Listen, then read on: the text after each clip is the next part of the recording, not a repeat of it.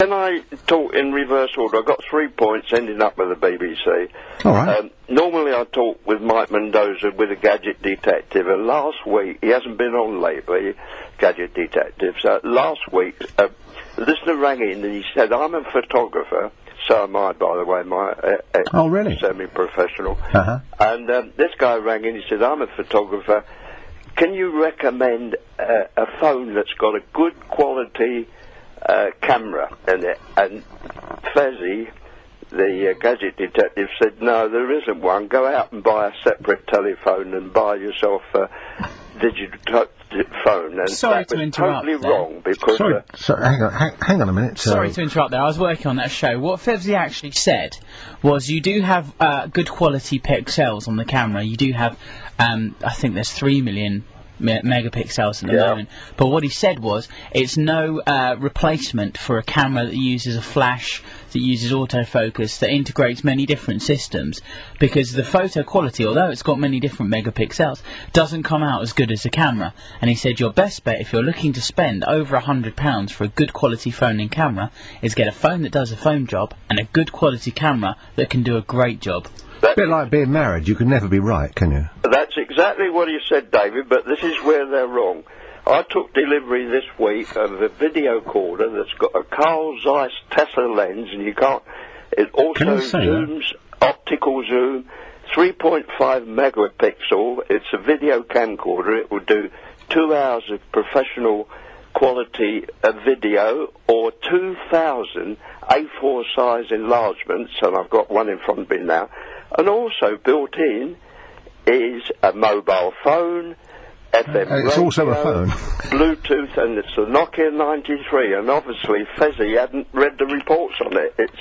They're difficult to get. They're £570, or you could get one free if you pay a big enough contract. I think that's enough advertising for Nokia now. I'd like to agree with Fevzi there. If you're going to pay nearly £600, you get a good quality phone for £60, and you get a superb camera for £150, and you save yourself about £400. Yes, apart from that huge bulge in your pocket where the camera is. No, it's extraordinary, isn't it? You know, the stuff that we're carrying around. Like I was doing the other day, actually. I thought I've got the phone here, I've got the money clip, I've got the keys. Huge amount of stuff. Good to talk to you. Thanks, Roy. Anthony is in Stockton-on-Tees. Hello, Anthony. Welcome to talkSPORT. Hello, mate. You alright, mate? Yeah. I just want to speak about 2 points tonight. First thing is about the BBC, the first thing about, and the second thing about the Pope's comments. The first thing about the BBC is that really I resent having to pay a licence fee for an organisation that I don't really agree with on political grounds. I think it's a very left-wing, socially liberal organisation. I've just been watching... I think traditionally it always has been, hasn't it? That's my perception of it. Yeah, I think you're right, really, in that. I've just been watching BBC News 24, and it's so pro-Cuban, you know, it's so pro-Fidel Castro, it's almost embarrassing. It's whatever Fidel Castro says or does is right, you know what I mean? It's all done from a pro-Cuban point of view. And one of the things they always emphasise is the fact that Cuba has a good health system. You know, it's like Cuba's NHS is this, Cuba's NHS is that. And the thing is, Mike, the thing is that the same thing can be said for Saudi Arabia. You know what I mean? They've got a really good health system as well, but you know that is no justification whatsoever for the political system that they have. So, I mean, what I'm basically saying is that I resent having to pay money for an organisation that I really disagree with. I'm sick to the back teeth of hearing the BBC's propaganda coming through the airwaves all the time. Do you know what I mean by that? Yeah, I take on board what you say, because it seems to be, even if you watch their television programmes, they have a similar stance. Yeah. Politically. Yeah.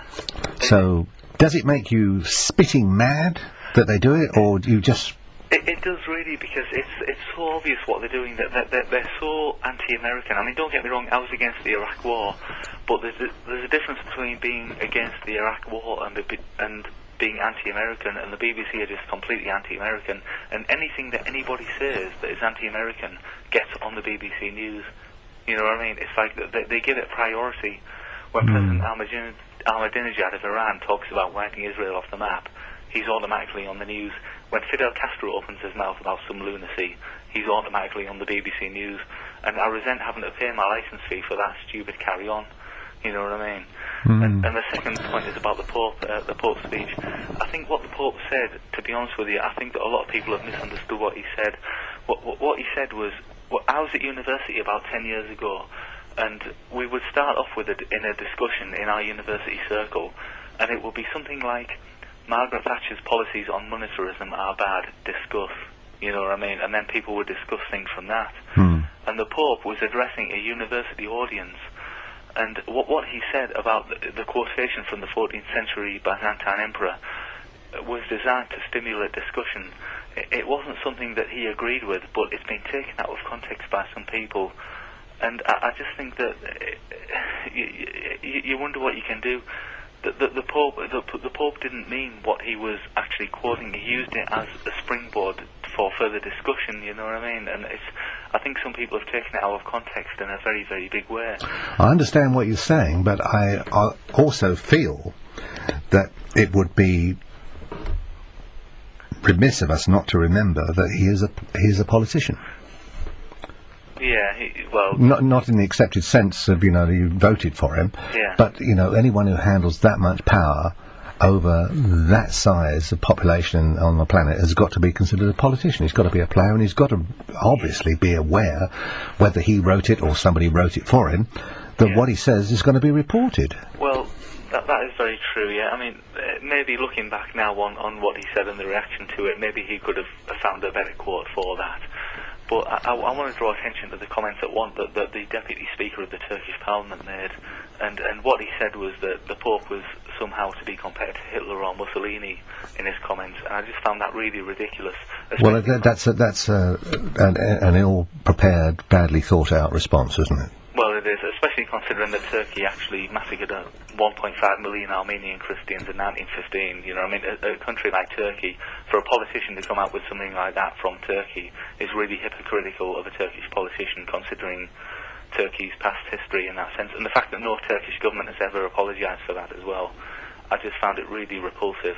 A repulsive comparison, really. Yes, yeah, it's one of those things that you listen to it and you think, I can't believe he said that. Yeah, exactly. I mean, the idea that the Pope Benedict XVI is somehow to be compared to Hitler or Mussolini, I just find it so stupid. It just defies unbelievability. It sort of puts the skids under the credibility of Turkey's attempt to be part of the European Union. Yeah, in a sense, I've got nothing against Turkey's membership of the European Union as such. I just think that a country that makes out that it's somehow ready to be a member of the modern European community, so to speak, to somehow refuse to apologise for what was essentially mass murder on a Holocaust style in its past. I just find it worrying that the government of a country like Turkey feels as if it doesn't need to apologise for that. I mean, Germany apologised for its Holocaust, why doesn't Turkey? I just find it really stupid and ludicrous, to be honest with you. Yeah, well, it's another example of, ill thought out response. Yeah. Because you're talking if we go back 20 years, I suppose, you and I wouldn't be having this conversation. Yeah. The technology, probably whatever, wouldn't have been in place. Yeah. But we are now, we're able to do it. And that means that, we can do this and it's flashed around the world on the internet, and everyone has access to the information. So you can't come out and say something ill-prepared. Yeah. And have any credibility, because people are going to look at you and say, stupid. Yeah. They're just...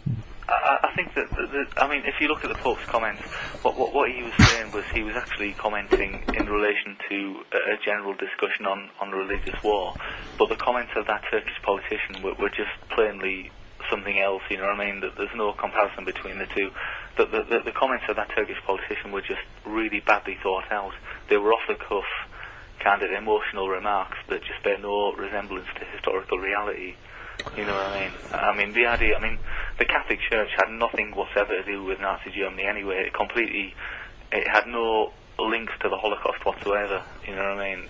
And there's been a historical conspiracy to try and link the Church to to the Holocaust, and if you look into the history of it, the Catholic Church actually saved the lives of 400,000 Jews with diplomatic passports and safe houses and diplomatic houses and things like that, you know what I mean?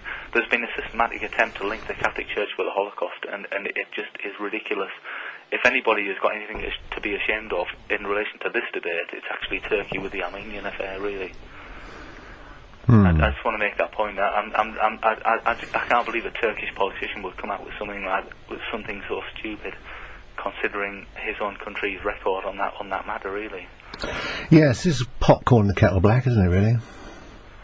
Interesting. It's very interesting that they should take that stance, bearing in mind that they went into Cyprus and they're talking about Turkey and they used chemical weapons against Greek Cypriots as well. Exactly. You know, but then you turn the whole thing round and you find what was their motivation, and apparently it's been reported as such.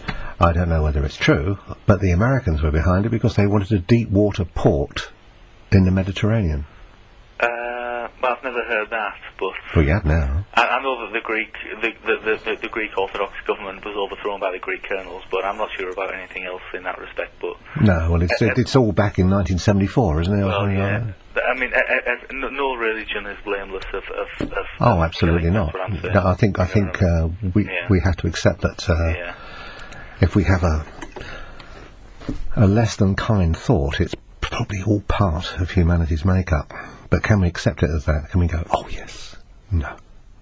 Because we strive to have the ultimate truth.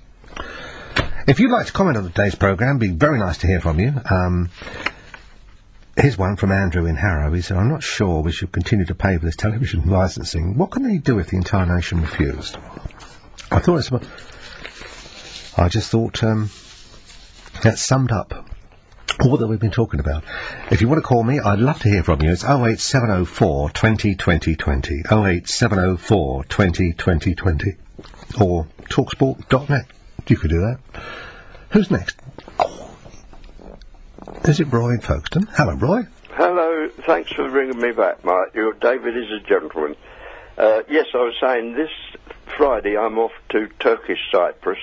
Cyprus. How fortuitous. And instead of carrying a professional camera, a radio so I can listen to talkSPORT and a telephone, I've got all three in one lump now, and I won't mention the name of it. No, it's all right. It's that people pay vast amounts of money to get their message out, you know. Yeah, so you can get it free on a contract.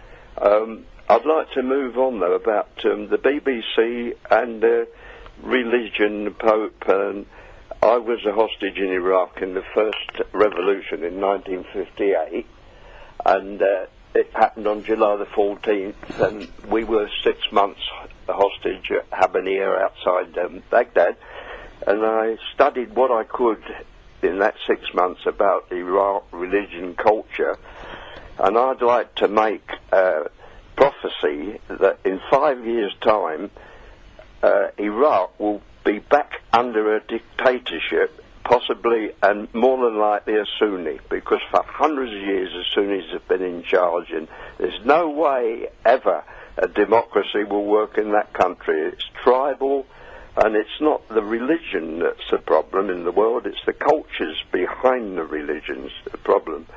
But moving on to BBC, Mike, where the wastage is, you've already mentioned a lot of it, the high wages, except the man that does Top Gear is another one of the high wages.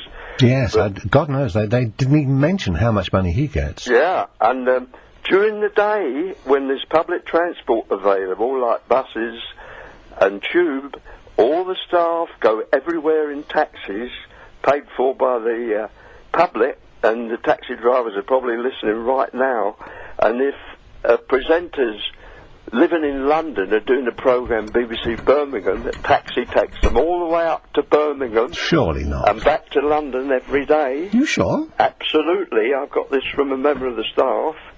Ask the taxi drivers to ring in about that one, they'll know. And then... well, they're not going to cook the goose, are they? Yeah. I was in famous big chemist in Wigmore Street a couple of weeks ago, and there was Wogan... looking through certain wares, and outside he had a huge chauffeur-driven Mercedes to take him back to the BBC, which is just up the road. Mind you, if he were paying for it himself, I mean, he could well afford that. He could, yeah. But the biggies on the BBC, Mike, is that they'll send a whole plane load of people out to Hong Kong, and they live it up out there, shopping, etc., to make a documentary about Hong Kong. When all they've got to do is send an email to the Hong Kong people and say, send us a tourist video about Hong Kong. And then another one, every Christmas... I think actually in the stance of fair trading, for want of a better description, I think that's a bit broad, that they go off to Hong Kong and they spend, or, you know, we don't know that. We don't know that. No. Well, you see these documentaries about... Well, you see documentaries. Hong Kong and yeah, sure, but you're implying... No, you're not implying, you're saying that they go out there and it's almost it's taken as a secondary interest to make the product. Oh, no, it's the main interest to make the product, but they get the goodies, obviously, while they're out there. But the last one I've got in mind was... every Christmas, they go up to Cambridge to the chapel up there to do the Christmas carol service. Uh-huh. And that chapel never changes. Why don't they just record the sound down the line? No. And I've actually personally witnessed, when I lived near Cambridge, when I used to talk on radio at Bedford, I seen a convoy of BBC lorries, and they stay in the local hotels for a couple of days, just to do that recording, and it doesn't change year by year, that chapel. But so what's unacceptable about that? Well, it's the cost of all those lorries and people staying in hotels. But it's an industry standard in certain areas, not all, but in certain areas, such as outside broadcasts and things like that they've got rubber stamped for that.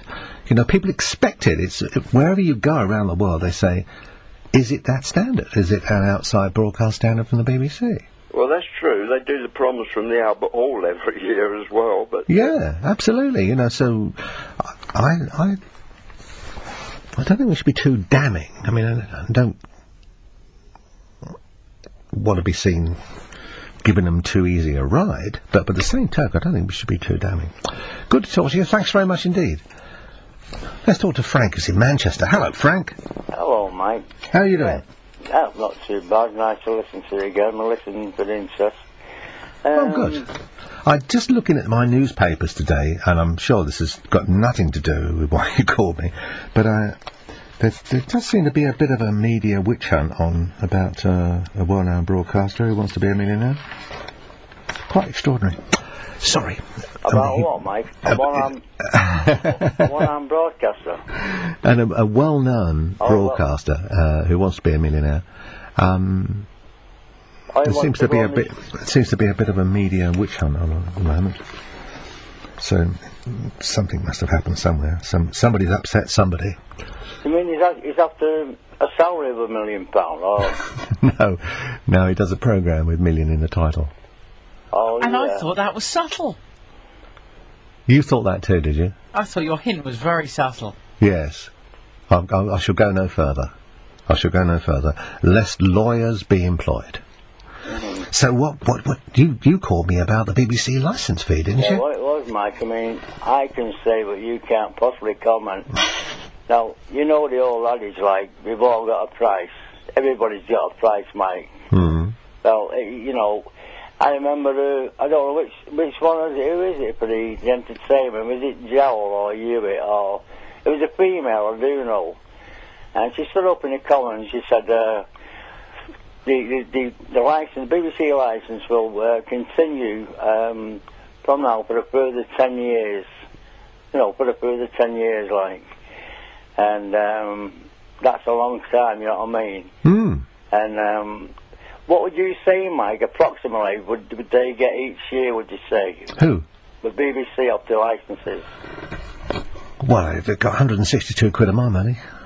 That's what I'm saying, but what is it in millions, Mike? Oh, I don't know. A lot of money into it. I would probably die of exhaustion just doing the calculation.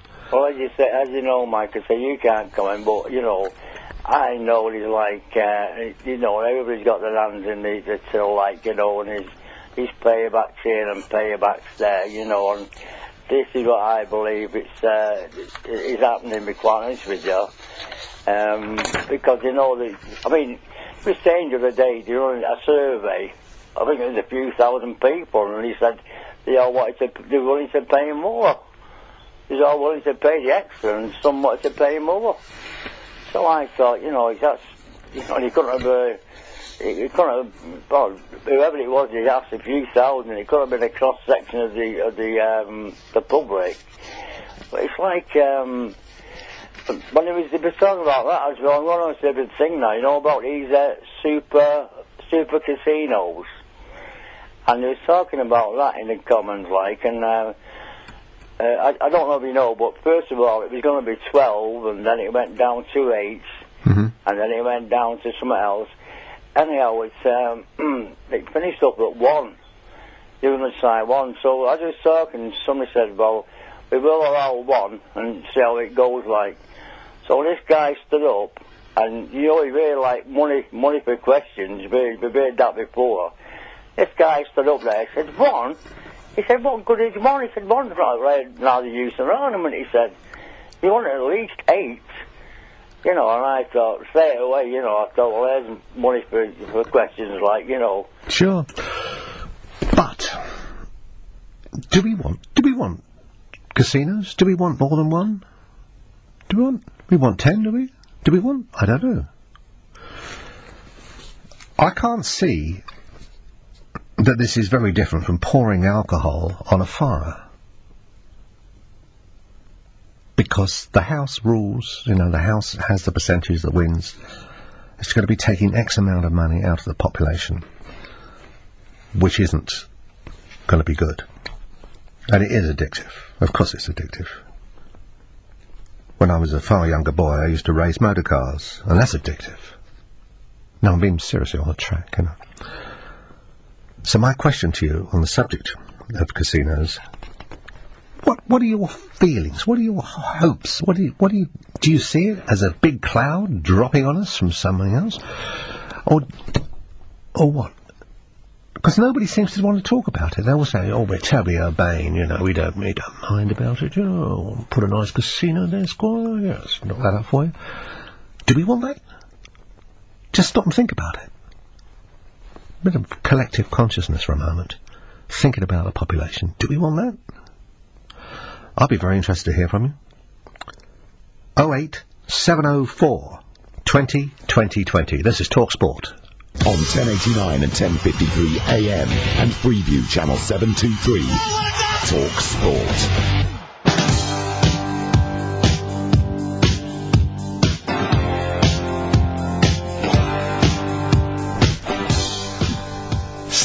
Suddenly I was reaching for the hair gel. It was 1980s all over again. It's great. So you're reaching for more than that. I saw the air guitar. Air guitar, yes. World champion I am. Isn't it great that the air guitar championships of the world take place in this country? Fantastic. Wouldn't have it any other way. Barking mad. That's in Essex, isn't it? Barking? Can be if you want it to be. I see in the press today, especially the people, it's Sunday. I suddenly realised I've reached the weekend. A couple from Bradley and Debs from Corrie have said, we're in love. I seriously think most people that meet the significant other do it at work. The area that they spend most time. They've got a huge common interest. Did you, when you fell for your current amour, did you fall in love with someone because you work with them? Because you've got all that commonality, haven't you? Did you see Vera today? Oh, no. Did she? And, you know, it's all that stuff that you don't get if you meet someone. You're just sitting in a coffee shop or something and somebody walks in and sits at the next table and you think, well, maybe. Isn't it great in a relationship to have something which is a commonality that you can stay with? I think it's important. George is in Edinburgh. Hello, George. Good morning. How you doing? All I want to say, first and foremost, for me, regarding the BBC and the licence on the television. Mm-hmm. Not only is it over the top, but in fact, going to add to it, as the nation knows. What I'd like to know is this, being a senior citizen, you may well say, what the hell are you doing up this at the bottom of church with this? No, I find myself asking that question. What am I doing up this morning? Well, I'll tell you why. Because, quite frankly, up here in Edinburgh, the capital of Scotland, you've got to move about the house to keep yourself warm, you know. The prices of gas and everything. Enough of that. Suffice it to say, back to the television licence. I pay, and many pensioners, as we do, through by way of direct debit. And you're going to love this one. They charge you a £5 on the top. No. Aye. For paying direct debit. Who charges you the £5? Because you pay direct debit to your television licence. They charge you a £5. Who charges you a £5? The Bank of Scotland. Oh, not the BBC. Well, here, hang about. It must be the beat, man. Maybe I'm getting this wrong. You're keeping it right, unless you're good. I don't know. Keeping it right. I mean, you're the Scotsman. You know, if there's a £5 going somewhere, you'll know where it's going.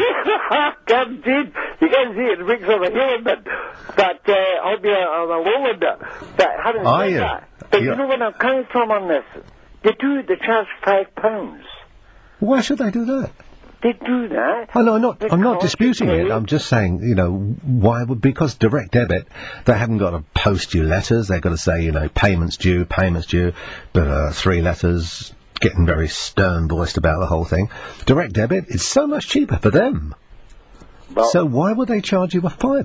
100%, my dear friend, and your listeners, and in those, indeed, throughout Scotland, I don't know how it is done in England. Well, it's not £5. 100. I promise you that it's £5. No, I don't doubt. I mean, obviously. I have the facts. I have it there in the bureau. It's your £5. And where and it comes up for license again in November. Were I to pay every month, then I wouldn't pay that £5. You understand? Also, direct debit, that £5 by way of my television licence. What I'm going to have to do, George, is ask the audience to tell me, is this something which happens in Scotland? You know, a separate £5? I mean, after all, you've got the Gowdy building. Won't get away with that. Is it something that happens in Scotland, or is it something that happens all over? I tell you for why, because this increasing... Sorry? It's unheard of down your way, you know, the other side of the border, so to speak. I don't know. I just write a cheque for it. You know, I'm slightly old-fashioned and quaint. You know, I still use a cheque. I knew something like that once. No, but it's quite often. But I went. You said Peter Head. That's a deal up here. And then they say, no, this is very serious. No, they actually charge £5 on top of the television licence for pensioners. You know. That's a bit nice, isn't it? For that matter. So when do you qualify not to pay? When I'm 75, I think. 75? I'm only 66 now, like, you know. 75? Aye. That's extortionate. Aye, no, I find you know, I cannot believe that. You know, because, yes, you know... These are the facts. That's just ridiculous. 75? Aye. And you don't get television for free until you're 75? Aye. That's totally outrageous. Well, if you think it's outrageous, I think it's equally outrageous that Gordon Brown, a fellow Scot, he's professing, and quite well so, I thought, to bring the age down from 80 to 75. Should we, in fact, still be up and at them like a good one? They're so worthy to watch BBC one of your comments earlier on this evening. That's absolutely disgraceful. Whatever happened to Greg Dyke, incidentally? Enough of that. Good to see you. You're good value, aren't you, George? You're very good value. I get TV for free. I beg your pardon? I get TV for free. Do you? How do you get TV for I live with my parents. They pay for it. Oh, yeah, hang about. What age are you? Yeah, but 13. George can't live with his parents. It's financially impossible. Absolutely, of course. You can appreciate. Of course. Tell me, was television a part of your childhood? Yeah. When I say it was a part of my childhood, I was probably... Oh, don't put a number on it, you know, don't worry about it. But I was just thinking that, you know... Suffice to say, a pretty tough sort of neighbourhood, and you wouldn't have thought that of Edinburgh here, the capital. Yeah, but we had a television, and I was actually only 13 years of age, and to have a television was a big deal, you know what I mean? You know, black and white. And it was absolutely fantastic at that stage, but didn't take over by any manner of means my life. Being a scholar, as I went on academic-wise, it's what I did within my life. Apart from theatre and science, sculpture, and need I say anymore? Enough of that. The data will come. Look me up in the you're self-editing, aren't you? You know, I was listening to you, and you obviously, you know what you're